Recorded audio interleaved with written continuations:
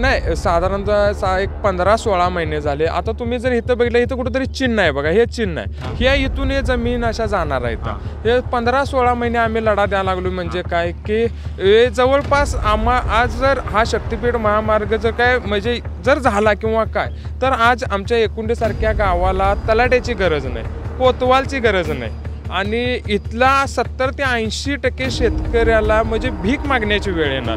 म्हणजे आज जी जनावरं पाळून म्हणजे आपली जनावरं पाळतात चार पेंड्या घेऊन किंवा जे सुखासमाधानी होतात, कारण 70 ते 80% हे ज्या म्हणजे जमीन या शक्तिपीठात जात्या. आणि हे ज्या अगोदर आम्ही धरणग्रस्त असले दिल्या. इथलं समोरच तुम्ही जर बघितलं असता तर काळमवाडी वसाहत वसलेली आहे, जवळपास 100 कुटुंब आहेत. त्यावेळी आम्ही 92-93च्या वेळी त्या धरणग्रस्त असली जमीन दिली आहे परत. आणि आता आणि तुम्ही सरकारच तुमचं म्हणते की ज्या गावात पहिला पुनर्वसन केले तिथं दुसऱ्यांदा आम्ही पुनर्वसन करत नाही. मग हे काय करायला लागलाय म्हणायचं तुम्ही आता.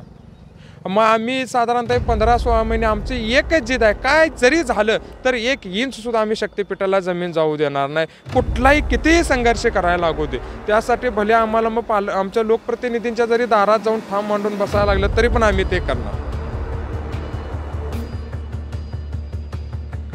जिल्ह्याचे नेते काँग्रेसचे जिल्हाध्यक्ष आमदार सतेज उर्फ बंटी पाटील यांना वाढदिवसाच्या हार्दिक शुभेच्छा. शुभेच्छुक कोल्हापूर जिल्हा बहुउद्देशीय कृषी पूरक सहकारी संस्था गगन पावडा, संस्थापक चेअरमन विलास भिकाजी पाटील.